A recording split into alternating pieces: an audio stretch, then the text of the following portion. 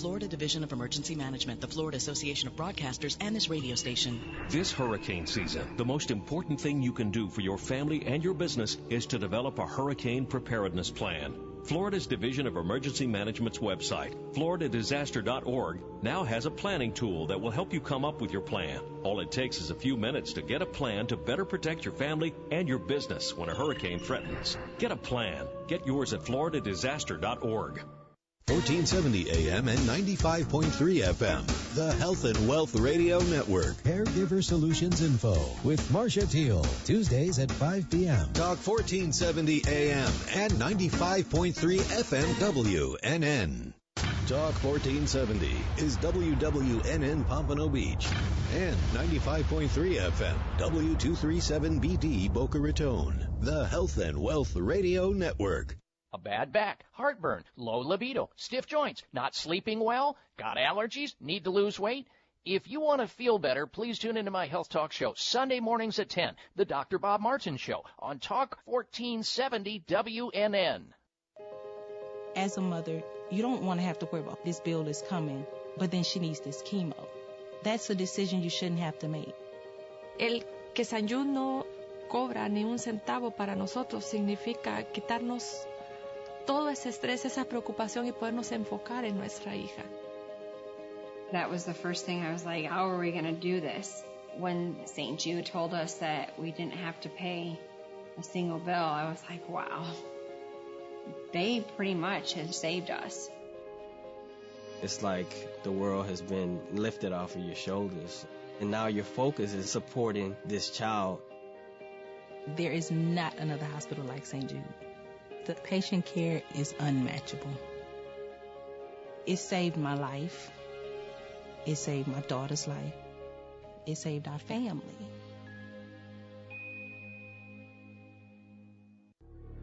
Lupus. It's one of the cruelest, most mysterious diseases on Earth. Lupus strikes without warning, can ravage any part of the body, and has no known cause and no known cure. Its health effects range from a skin rash to a heart attack. Lupus is an unpredictable and misunderstood disease that's difficult to diagnose, hard to live with, and a challenge to treat. Help us solve the cruel mystery. We're the Lupus Foundation of America, the only national force devoted to solving the mystery of lupus.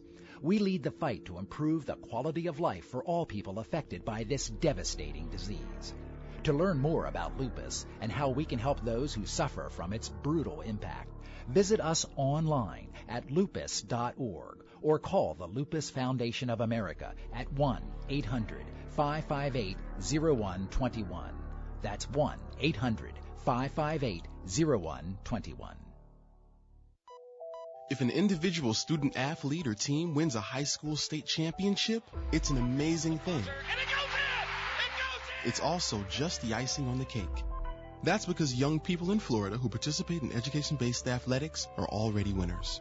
Studies show that win or lose, participation helps to impart skills they can use to enjoy greater success in other areas of their lives. School sports teach the benefits of teamwork, the value of self-motivation, and the importance of accountability. They also help to foster stronger work habits and higher levels of self-esteem. In other words, the true value of school sports can't be measured in terms of wins or losses. If an individual or team goes to state, it's an incredible accomplishment. But regardless of the outcome, today's student athletes are already destined to go far. School sports, a winning part of a complete education. This message presented by the Florida High School Athletic Association and the Florida Interscholastic Athletic Administrators Association. Talk health, talk wealth, talk politics, talk 1470 and 95.3 FM, WNN. The opinions expressed on the following sponsored program are strictly those of the host, guests, and callers, and not necessarily those of the station, its staff, management, or sponsors. Welcome to the Golf and Travel Show, the place to fine-tune your swing, dress for the course, club, or cruise, and get tips on the best places to play and stay at the right price. Vacation or staycation, host Dan Shub, along with his expert co-hosts and guests, will tell you where to go. To play golf and vacation, that is. Now, here's Dan.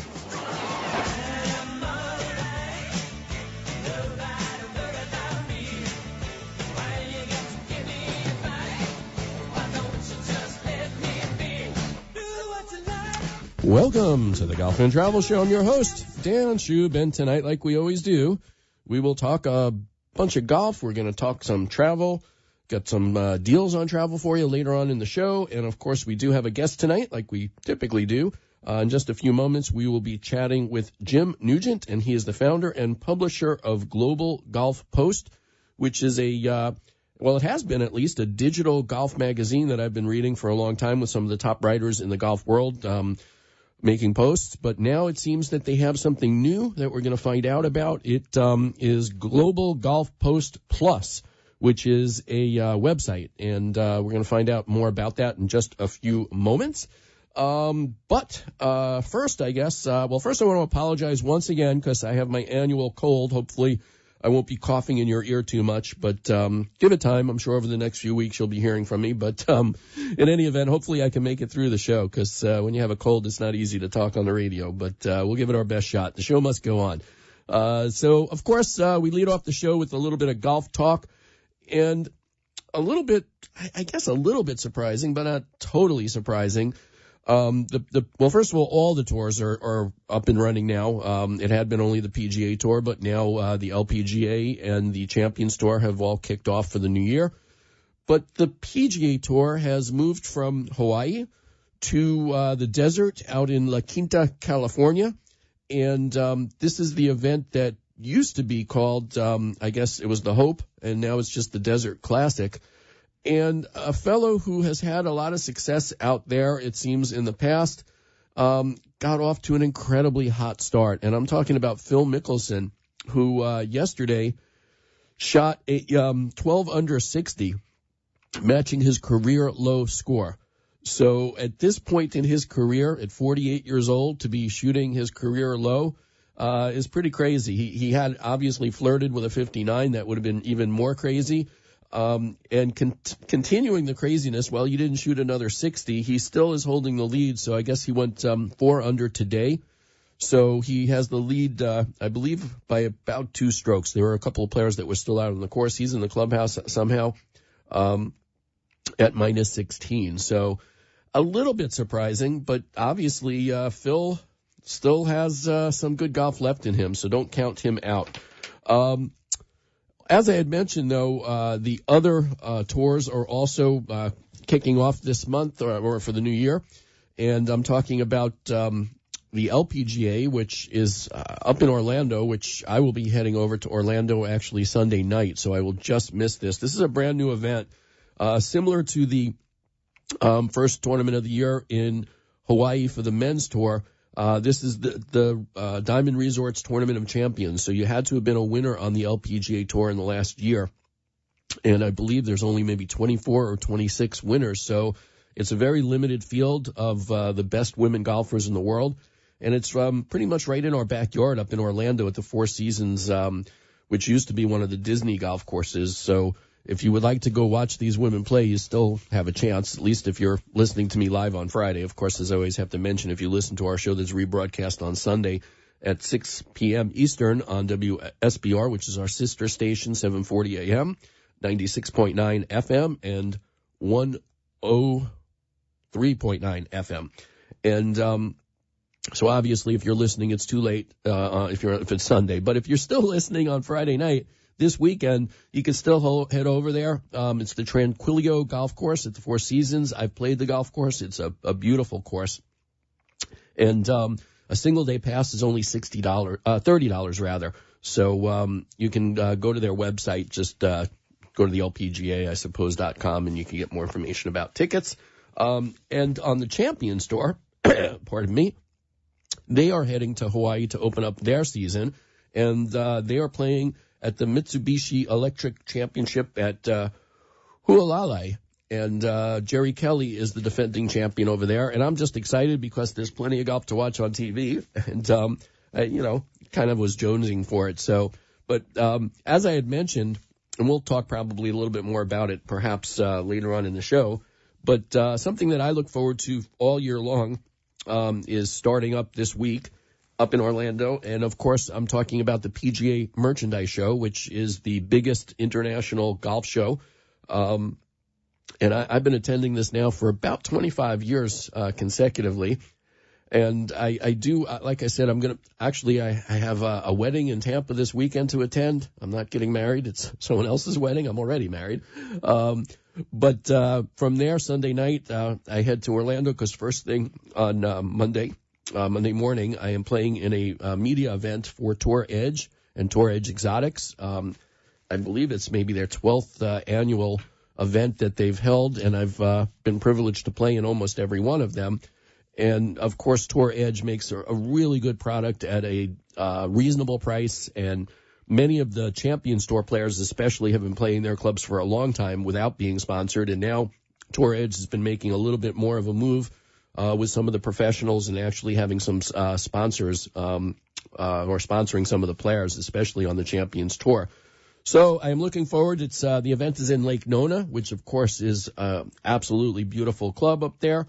So I'm looking forward to that. On Tuesday, I got the demo day at Orange County National, which is always a lot of fun. Their driving range is circular, and it's about a mile in circumference. And that entire mile of circumference has different manufacturers of equipment and other kinds of accessories, all there to be sampled and tried.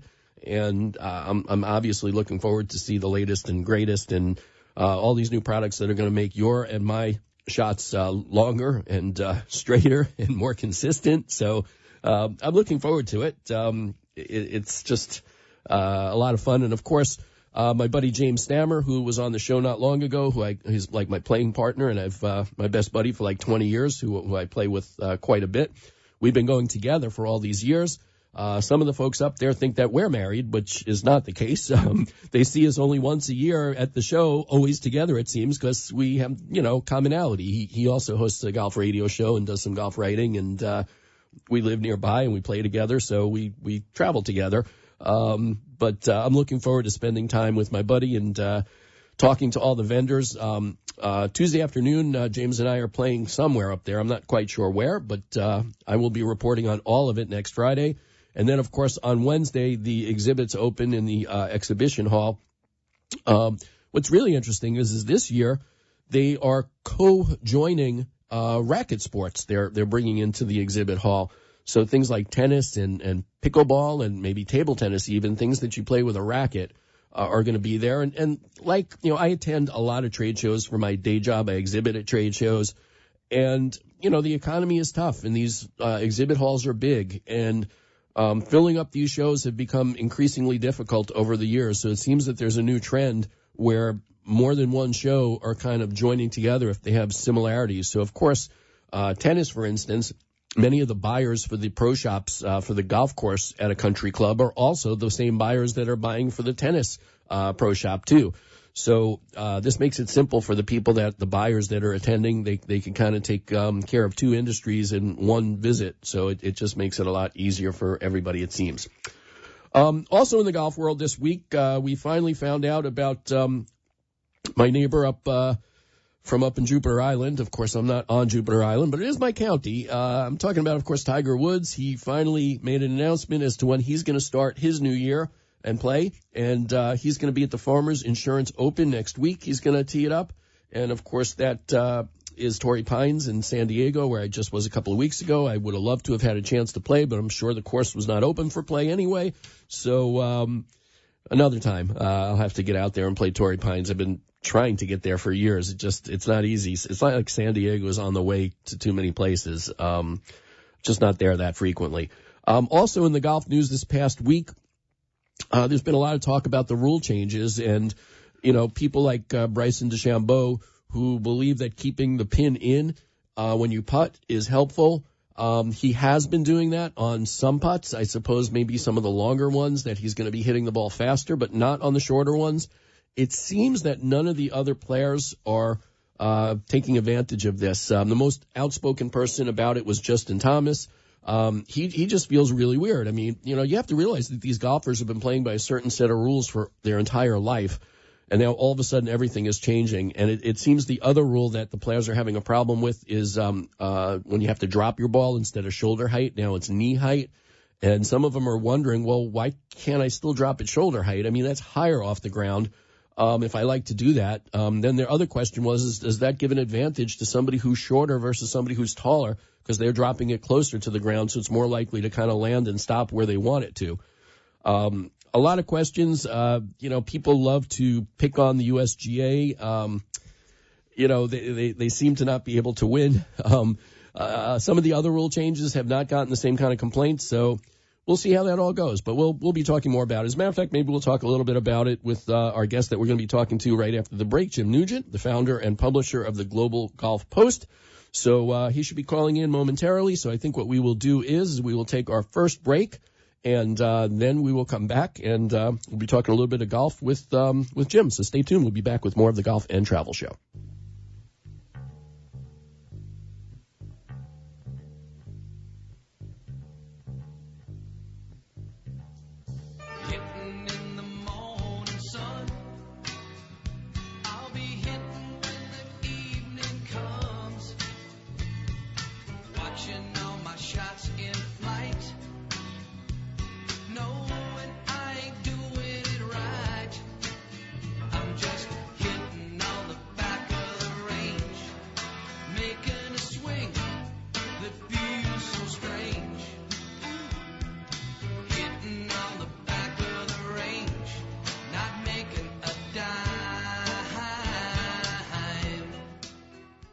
I'm not smart enough. My resume's not up to date. They'll never pick someone like me. No one's hiring right now. Sound familiar? Don't let you get in the way of landing your next job opportunity. Sometimes it's best to leave it up to the experts. Did you know that the last reported job openings in the U.S. as of this recording was a series high of 6.7 million jobs, and that 1.1 million of those jobs were left unfilled? This means that there's a potential opportunity that's just right for you. And at Labor Finders, we're committed to helping you find it. Whether you're entering the workforce or looking for supplemental income in a job that starts right away, we got you covered. With over 300,000 clients across the U.S. and 20,000 active daily workers, we have the network and the experience to get you your next job. Contact one of our nearly 200 offices today to see how we can help in your job search. Simply visit us online at www.laborfinders.com or connect with us on social media by searching the username Labor Finders.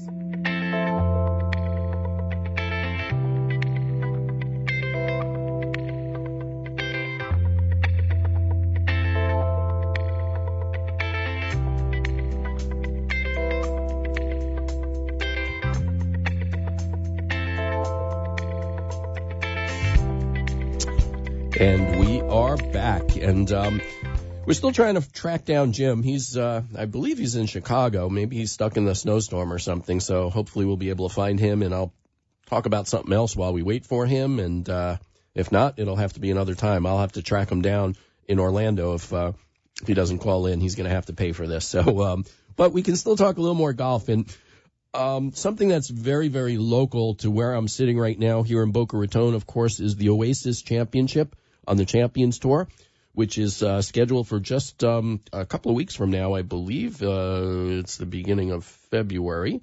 And some of the players are starting to announce who are going to be playing in the event, which is kind of neat to hear. They've got some really, really big names, and it's going to be a wonderful event like it always is. Of course, Oasis is a brand new sponsor, which was very important last year. I don't believe they had any sponsor. And, of course, if you don't have at least a title sponsor, it's very, very difficult to make a go of it. And as we know, golf tournaments are extremely important to the local community and for charities that they raise money for. So having a title sponsor is important.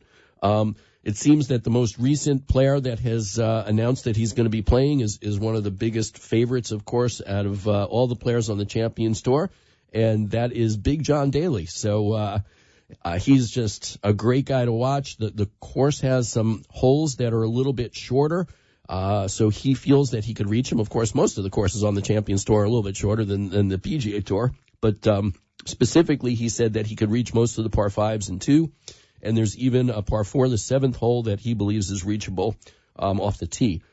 So other players that have already committed include Bernhard Langer, of course, who's local. He lives right here in Boca Raton as well. He's won the Player of the Year on the Champions Tour 7 times. So he's always going to be the favorite, it seems. And, of course, Mark O'Meara is going to be playing as well. Some other players that will be showing up include Mark Calcavecchia, Colin Montgomery, Hal Sutton, who I believe Hal Sutton made an announcement this past week that he's looking to play, pardon me, a little bit more. I think maybe he had some injuries and he just he wants to go out a different way, it seems. So he's coming back and playing more so that he can end his career on a high note. Miguel Angel Jimenez, David Toms, Jesper Parnevik, past champions Scott McCarron, Paul Goidos, Rocco Mediate, and Corey Pavin. Also, local player from up in my neck of the woods, Ken Duke, got a sponsor's exemption, so he's going to be playing. So this is the week of February 4th through the 10th. They will be playing Friday, Saturday, and Sunday.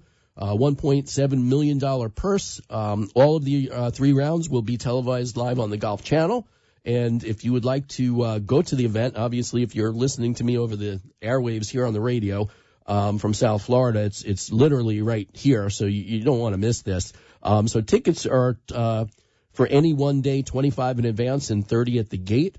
What's really cool also is kids 18 and under are free, and 70 and older with proper ID are also free. So you can't beat that price. I mean, free is my second favorite 4-letter F word. The other one I'm not allowed to say on the radio, so I won't. But in any event, do us all a favor, support your local event, because these local golf tournaments do a lot to support us and the community. I think I'm going to change gears a little bit, pardon me, after I choke to death.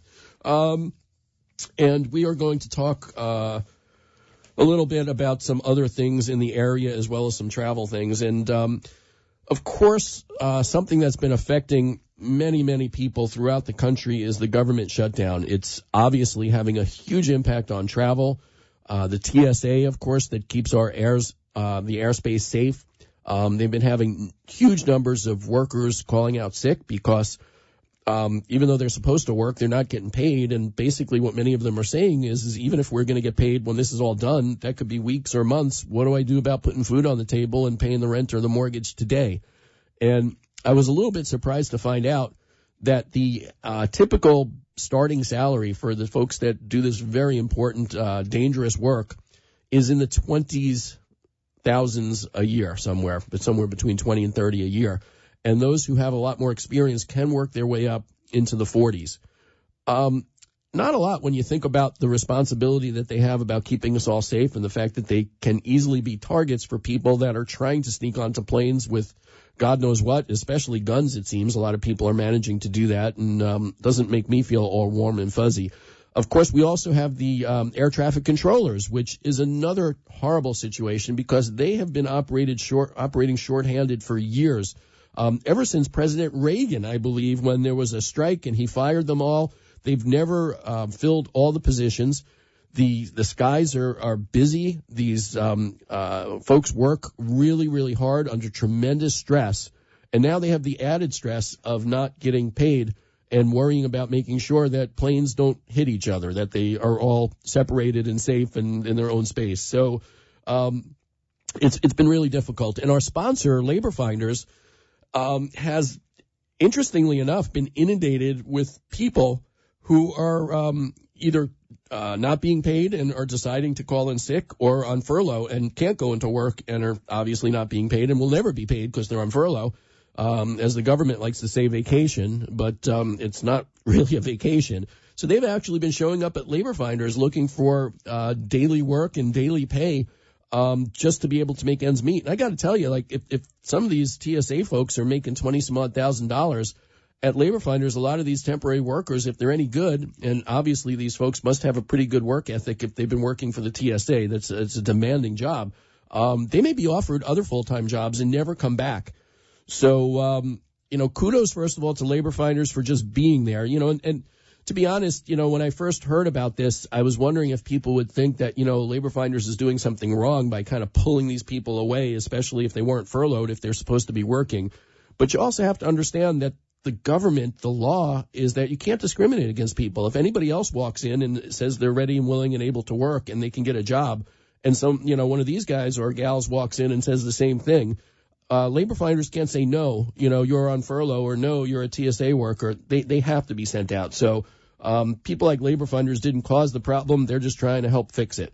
But I did notice that somebody, and a lot of other companies are trying to step up and do the right thing for all of these government workers, whether they be, in the travel business or Homeland Security or agriculture or commerce or justice. And, keep in mind that some places in our country, like obviously the Washington area, Virginia, Maryland, they have a lot more of these government workers, but every state has government workers. So there are plenty here in South Florida as well. I know the FBI has offices down there, and they're furloughed as well, many of those people. So one of the places that I've been known to frequent, although not so much in the peak season, which is the Seminole Casino in Coconut Creek, they put together a very, very sweet offering to any federal workers that are affected.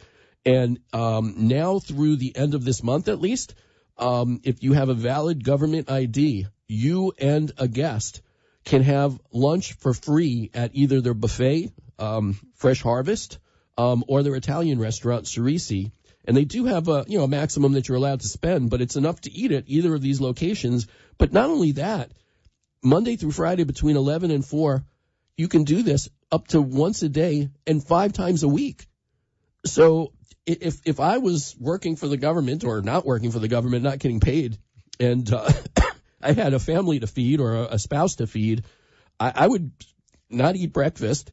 I'd go for lunch to the buffet and have a huge brunch, and that would probably keep me going for most of the day. So, single-handedly, these folks at Seminole can really make a big difference to the government workers that are really struggling. And, at first thought it was like, well, maybe it's not good to entice people into a casino when they don't have an income. But hopefully these folks are smart enough to realize that now is not the time to be gambling. Now is the time to take advantage of the courtesy of the Seminole tribe.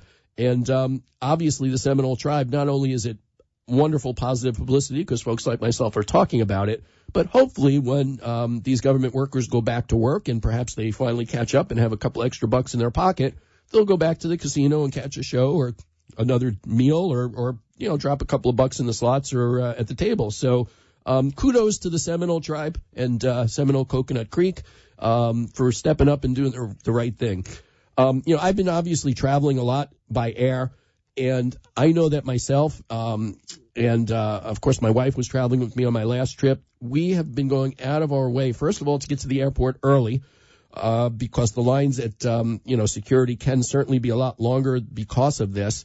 But the other thing is every single TSA person that we encounter, we've been expressing our gratitude to, because I know if it was me, I can't imagine how I would feel and how difficult a situation would be. But the fact that these folks are, coming to work so that folks like you and I can travel safely and doing it without pay, they deserve more than just our gratitude and our thanks. And I know that the government has said that they're going to make it up to them with their back pay. I would like to hope and think that perhaps there's even a little bonus in it for them too, because it seems like they're underpaid under the best of circumstances, but working for nothing. Not good. Speaking about airports, here's an airport in a state that I've never been to. There still are some. I travel a lot domestically, a little internationally. I just don't have reason to be everywhere. And it seems that the airport in Louisville has just changed its name to honor one of their greatest sports folks that came from Louisville. And, of course, I'm talking about Muhammad Ali. So the airport is now changed its name to Louisville Muhammad Ali International Airport. So the letter code hasn't changed. That would confuse everybody. So that's still the same. But I think that that's a very, very fitting honor. He's considered perhaps one of the most famous athletes to ever live, but more importantly, quite a humanitarian. And it's he lived a charmed life. Obviously had some issues when he protested the war in Vietnam based on his religious beliefs, but turned all that around. And a lot of people who were angry, I think, came to realize that he was sincere in his religious beliefs. He wasn't just trying to evade the draft, and was truly a man of peace. And I think that this is a very fitting honor to him, and just one of hopefully many ways that